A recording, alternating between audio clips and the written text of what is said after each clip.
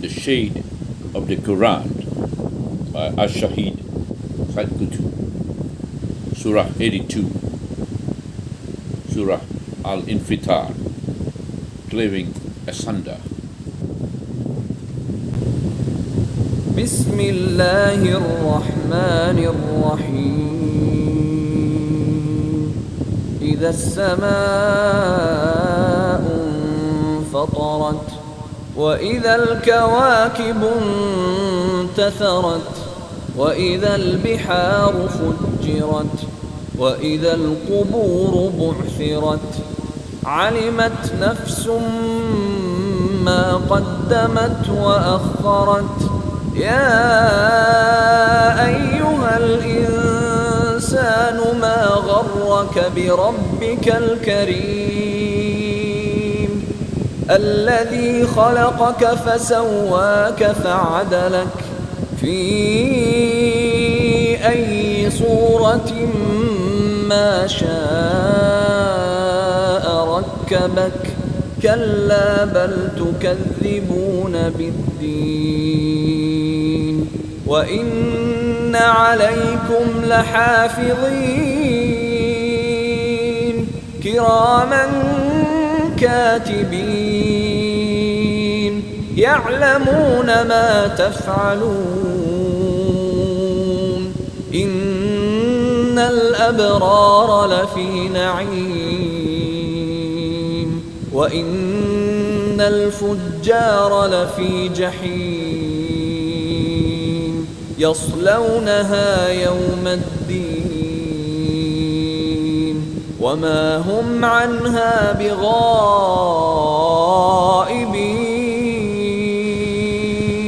وما أدراك ما يوم الدين ثم ما أدراك ما يوم الدين يوم لا تملك نفس لنفس شيئا والأمر يومئذ لله.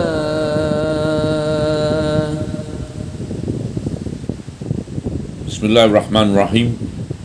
In the name of Allah, the Beneficent, the Merciful. When the heaven is cleft asunder, when the stars are scattered, when the oceans are made to explode, when the grave are hurled about, each soul shall know its earlier actions and its latter ones. O man, what has lured you away from your gracious Lord, who created and molded you and gave you an upright shape? He can give you whatever form he wills. Shun it, but you deny the last judgment. Yet there are guardians watching over you, noble recorders who know all your actions.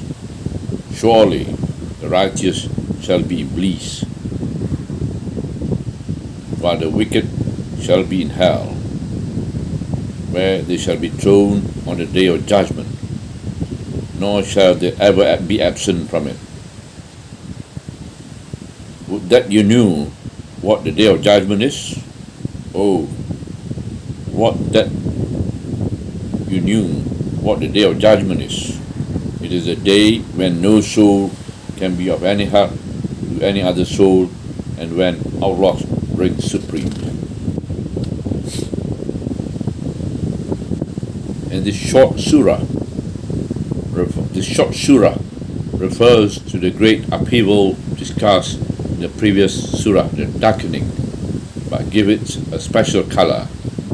It has a different rhythm, deep and calm.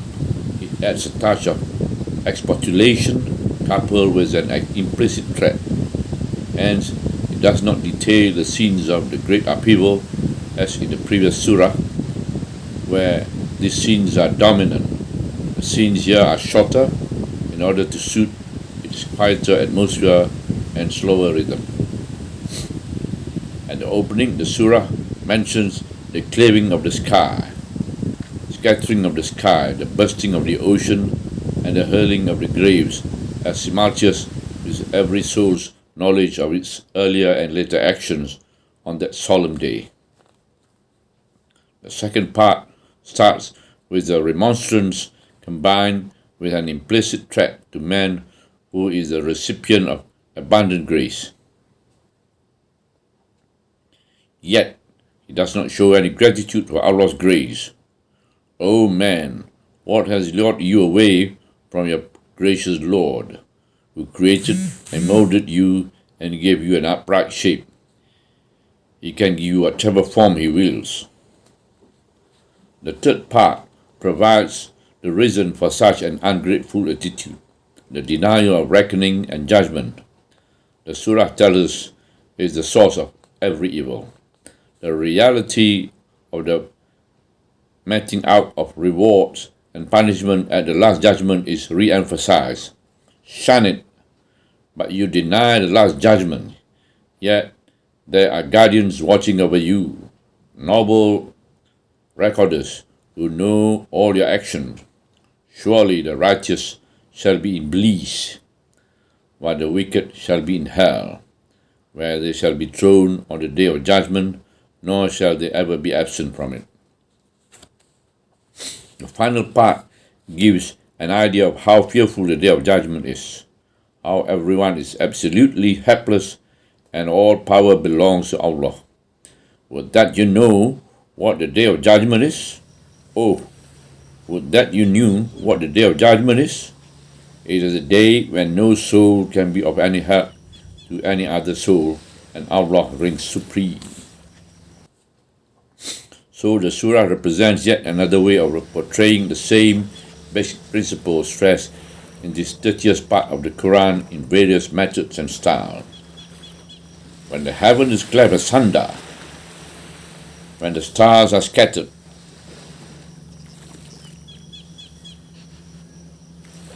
and when the oceans are made to explode, when the graves are hurled about, his soul shall know its earlier actions and its later ones.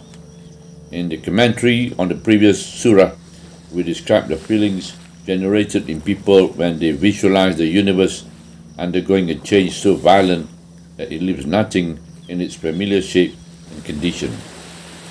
We also said that such feeling tends to pull man away from anything which gives him a sense of security, with the exception of Allah, the creator of the universe, the one who lives on after everything has died and withered away.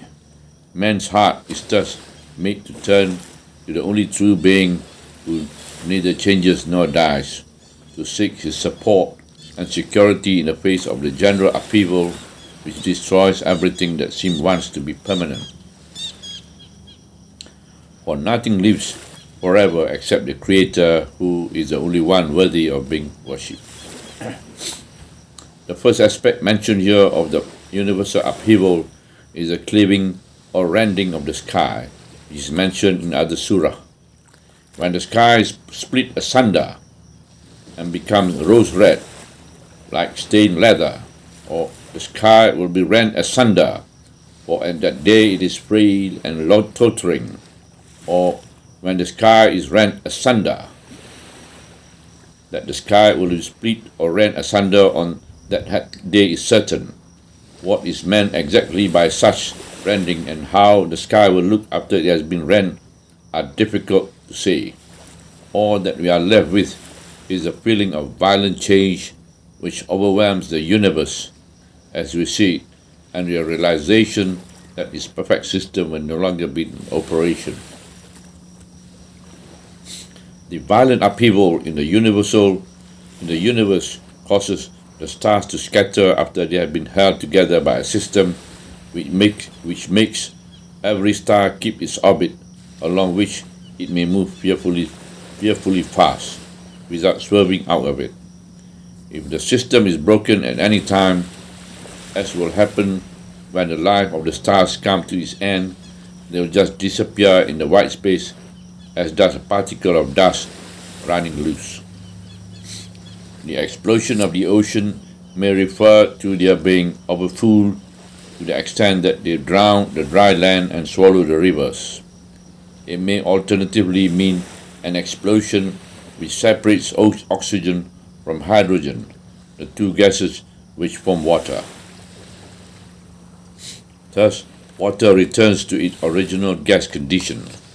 The verse may also be taken to refer to a nuclear explosion of the atoms of the two gases. If this is the case, then the explosion would be so fearful that our nuclear devices of today would seem in comparison like children's toys. The explosion may also take a different form, totally unknown to us. One thing, however, we know for certain is that there will be horror far greater than any man could have ever experienced. The hurling about of the graves may be a result of one of the events mentioned above. It may also be a separate event which occurs on that eventful day. As the graves are hurled about, people are resurrected and stand up again, back in life, to face the reckoning and receive their rewards or punishment. This is complemented by the verse which follows the description of this event. Each soul shall know its earlier action and its later ones. That is, each soul shall come face to face with what it has done and what it left behind of the consequences of its action, or what it has enjoyed in this present life and what it has saved for the hereafter. The knowledge, however, will accompany these horrific events. It will indeed be one of them, for it terrifies the soul no less than any of the other events mentioned earlier. The Arabic expression used here may be translated literally as "a soul shall know." It is, however, in Arabic a nearer and more effective denotation of "each soul shall know." Furthermore, the knowledge by every soul is not the end of the matter. It has consequences which are as violent as the scene portrayed here of the great upheaval. The consequences are merely implied, not stated here, which is again more effective. After this opening, which alerts man's senses and conscience, the surah, by means of gentle remonstrance coupled with an implicit threat, touches the hearts of men who busy themselves with trivialities. It reminds man of Allah's very first act of grace towards him, namely his molding in such an upright, perfectly proportioned shape. Allah would have easily given him any form he wished, yet man is ungrateful. O man, what has lured you away from your gracious Lord, who created and molded you and gave you an upright shape? He can give you whatever form he wills. The address appeals to man's most noble qualities, his humanity, which distinguishes him from all creatures and assigns to him the highest position among them. This quality represents Allah's gracious blessing to man and his abundant generosity to him. This appeal is immediately followed by a gentle remonstrance. What has lured you away from your gracious Lord? What make you neglect your duties to your Lord and behave impudently towards him when he has given you your humanity, which raises you above all his creations and provides you with the ability to distinguish between right and wrong? A few details of Allah's generosity are then added. O man, what has lured you away from your gracious Lord, who created and molded you and gave you an upright shape? It is an address which appeals straight to man's heart. He listens to the remonstrance of Allah when he reminds him of his grace, while he continues with his erring ways and impudent behavior towards him. Indeed, man should reflect deeply over his creation, his physically and physiologically perfect constitution. Reflection should prompt him to show his genuine gratitude, deep respect and real love to Allah, his gracious Lord. who has blessed him with such constitution, perfect, upright, and handsome. The miraculous aspect in man's constitution are far greater than what he sees all around him and what he can imagine. Perfection and the right balance are easily evident in man's physical, mental, and spiritual constitution. Full volumes have been written on the perfections of creation as evidenced by man. It is perhaps useful to include here one or two quotations for such works.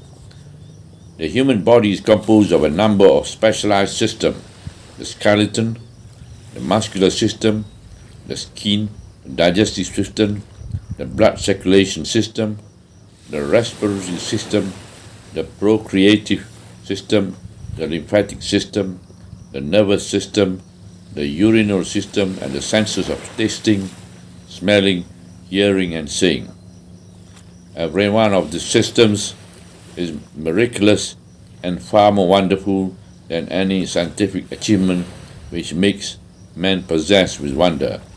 Yet man tends to overlook the wonder of his own constitution. A contributor to the British Scientific Journal writes, "Man's hand is one of the most remarkable wonders of nature. It is extremely difficult, indeed impossible, to invent a device which can match the human hand for simplicity, efficiency, ability, and instant adaptability. When you read a book, you take it in your hand, then you hold it in the position most suitable for your reading. The same hand will automatically correct the position of your book whenever correction of position is necessary. When you turn a page, you place your finger underneath the paper and apply the amount of pressure needed for turning the page. When the page is turned, no more pressure is applied. You also use your hand to hold a pen and to write. With your hand, you use all the tools you need, such as a spoon, a knife, or a pen. You use it to open or close the window and to carry anything you wish to carry. Man's hands has 27 pieces of bone in addition to 19 groups of muscles. A part of the human ear is a series of some 4,000 minute but complex arches graduated with exquisite regularity in size and shape. These may be said to resemble musical instruments, and they seem adjusted to catch and transmit in some manner to the brain every cadence of sound or noise, from the thunderclap to the whisper of the pines and the exquisite blending of the tones and harmonies of every instrument in the orchestra. If in forming the ear the cells were impaired to evolve strict efficiency, only that man might survive, why did they not extend the range and develop as superacuteness? Perhaps the power behind these cells' activities anticipated man's coming need of intellectual enjoyment, or did they by accident build better than they knew? The visual functions are carried out mainly by the eyes, which is 130 million retinal light receptors. The eyelids, with the eyelashes at the tips, protect the eyes days and night. Their movement, which is involuntary, keeps out dust particles and other alien bodies. The eyelashes throw their shadows over the eye to lessen the intensity of light. Furthermore, by their movements, the eyelids prevent the eyes from becoming dry. The fluid around the eye, which we call tears, is a highly effective, most powerful disinfectant. In human being, the taste function is carried out by the tongue through groups of the taste cells which are located in the taste buds of the mucosal surface of the tongue. These buds are of different shape. Some are filamentary, some mushroom-shaped, and others are lenticular. They are supplied by fine branches of the glossopharyngeal nerve, as well as the nerve which carries the taste sense. When we eat, These fine branches of the taste nerve are stimulated and convey the impulses of the taste sensation to the brain. The system is located at the front of the tongue so that we may reject what we sense to be harmful. It is this system which helps us sense whether what we eat is bitter or sweet, hot or cold, sour or salty, etc. and etc. The tongue contains 9,000 of these fine taste buds, each of which is linked with the brain by more than one nerve. Hence, we may wonder, how many nerves have we? What are their size? How do they function individually, and how do they combine to give the brain their various types of sensation? The nervous system, which effectively controls the body, is composed of fine neurons which cover every part of the body. The neurons are linked to larger nerves, which are in turn linked to the central nervous system. Whenever any part of the body feels any sensation, even the slightest change of temperature, the neurons convey the sensation to the peripheral nerve, which in turn convey it to the brain so that it may order the necessary action. The signals are carried to the nerve at the speed of 100 meters per second.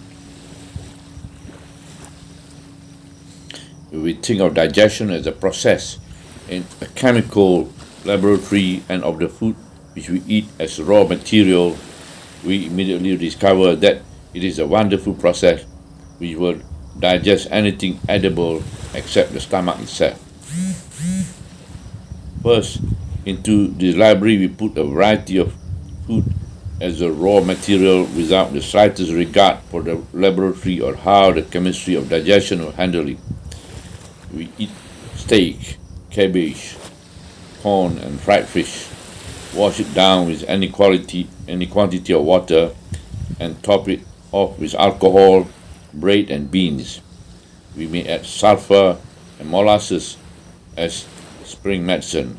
Out of this mixture, the stomach selects those things which are useful by breaking down into its chemical molecule every items of food, discarding the waste, and reconstruct the residue into new proteins, which becomes the food of the various cells. The digestive tract selects calcium, sulfur, iodine, iron, and any other substance which are necessary, takes care that the essential molecules are not lost, that the hormones can be produced, and that all the valid necessities of life are on hand in regulated quantities, ready to meet every necessity. It stores fat and other reserves to meet such an emergency as starvation, and does all this in spite of human thoughts or reason. We pour this infinite variety of substances into this chemical laboratory with almost total disregard of what we take in, depending on what we consider the automatic process to keep us alive. When these food are being broken down and are again prepared, they are delivered constantly to each of our billions of cells, a greater number than all the human beings on earth. The delivery to each individual cell must be constant, and only those substances which the particular cell needs to transform them into bone, nails, flesh, eyes, hairs, and teeth are taken up by the proper cell. Here is a chemical laboratory producing more substances than any laboratory which human ingenuity has devised. Here is a delivery system greater than any method of transportation or distribution the world has ever known, all being conducted in perfect order. A lot may be said about every other system of the human body, but wonderful as the systems are, man may have them in common with animal. He, however, is privileged to possess his unique mental and spiritual qualities, which are regarded in this surah as a special favor from Allah.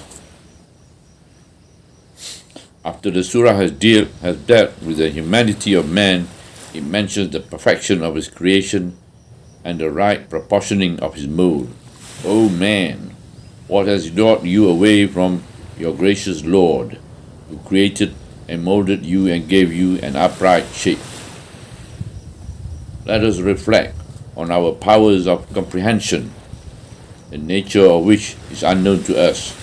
The mind is a medium of comprehension, but the working of our minds and how they function remains to us incomprehensible. We suppose that what we grasp is transmitted to the brain through the nerve. Where and how does the brain store its information? If we compare the brains to a magnetic recording tape, every man needs, in his average lifetime of 60 years, a great many billion meters on which to record such a huge multitudes of pictures, words, meaning, feelings, and responses, so that he may, as he actually does, remember them with every decade later. Furthermore, how does man sort out individual words, meaning, events, and pictures to mold them together in a sort of coherent education? How does he transform information and experiences into knowledge? Yet, this is by no means the most significant of man's distinctive qualities.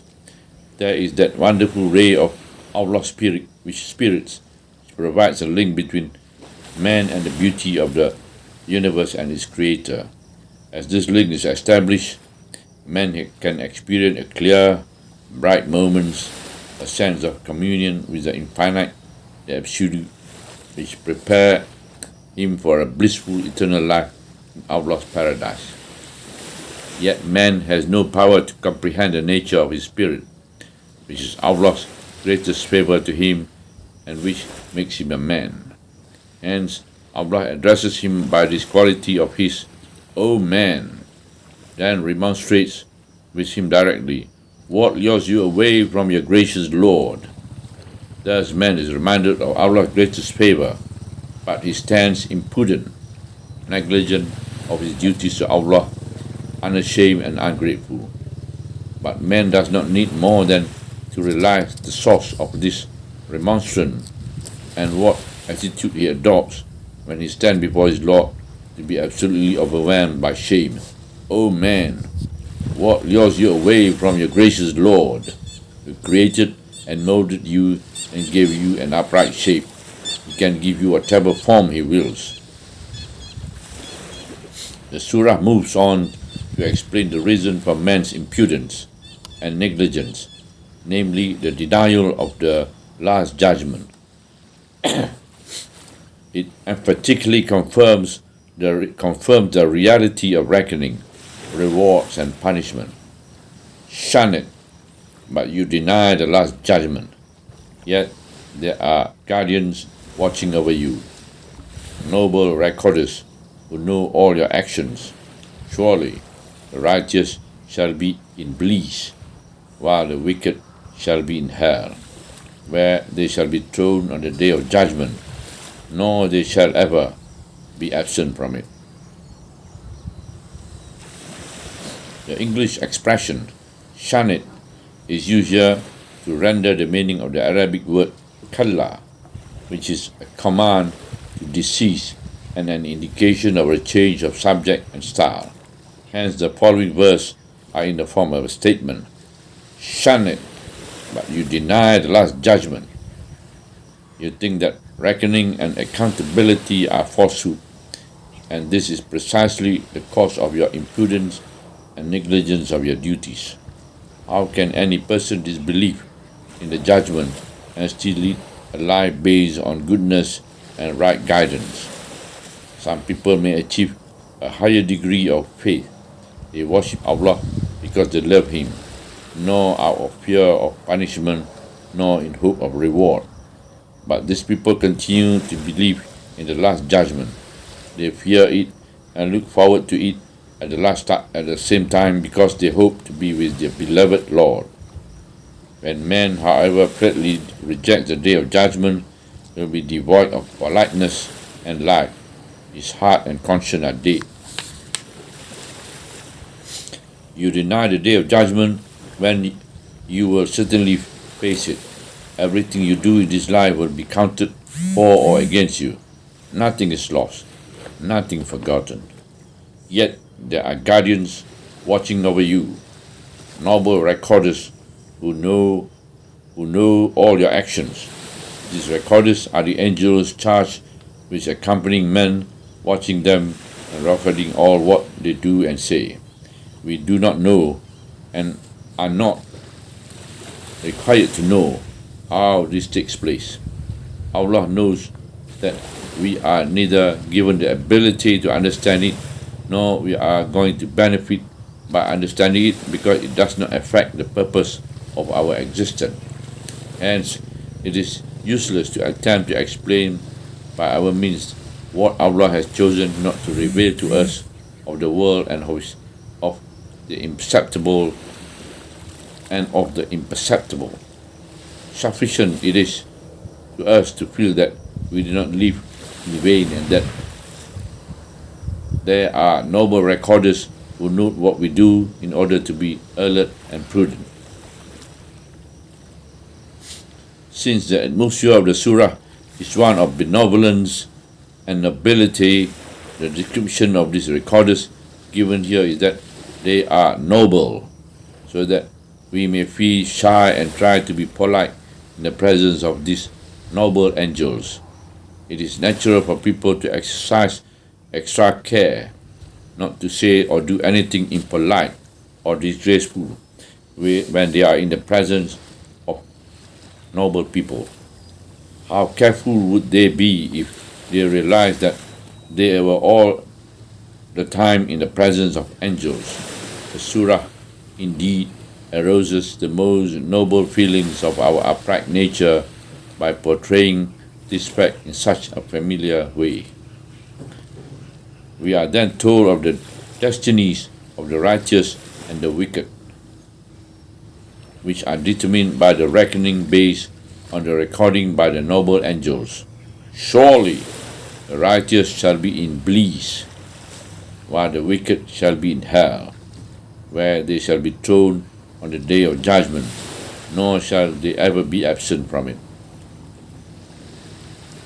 The end is certain, that the righteous shall dwell in blissful happiness, and the wicked shall end up in hell is already determined.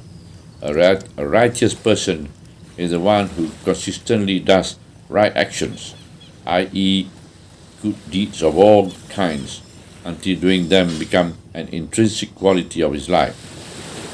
The adjective righteous has connotation which fit in well with nobility and humanity.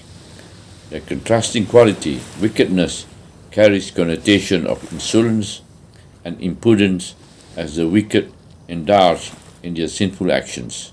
Hell is a proper recompense for wickedness. The surah emphasizes the certainty of this punishment, where they shall be thrown on the day of judgment. Then it re-emphasizes it, nor they shall ever be absent from it. They cannot escape it in the first place, nor will they ever be allowed to leave it, not even for a short while.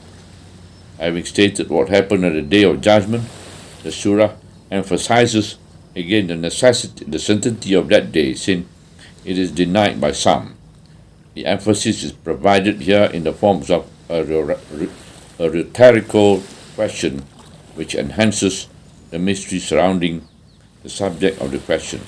The surah then states the complete helplessness of everyone, the absolute impossibility of giving or receiving support, and that Allah is the absolute sovereign, and that on that awesome day. Would that you know what the day of judgment is?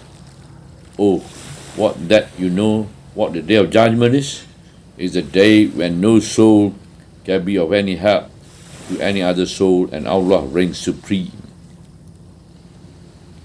The form that you knew is in Arabic a form of a rhetorical question often used in the Qur'an. It suggests that the matter under discussion is far beyond our imagining and understanding. This is stressed here by repetition of the question before details about condition on the day concerned are given. It is a day when no soul can be of any help to any other soul. It is total helplessness, when everyone stands alone, busy with his own problems, unable to think of anything else, relative or friend. And Allah reigns supreme. He indeed reigns supreme in this life and the next. This fact, however, becomes so clear on that day that no one can overlook it, as the ignorant and the conceited do in this life. This surah closes with an air of fear and speechless expectation, which contrasts with the air of violent horrors of the opening. In between the two, man is addressed with that remonstrance which overwhelms him with a feeling of shame. Subhanallah, walhamdulillah, wa la ilaha illallah, wallahu akbar, wa la hawla wa la quwwata illa billahi al-aliyyil azim, wa la hawla wa la quwwata illa billahi al-aliyyil azim, wa la hawla wa la quwwata illa billahi al-aliyyil azim.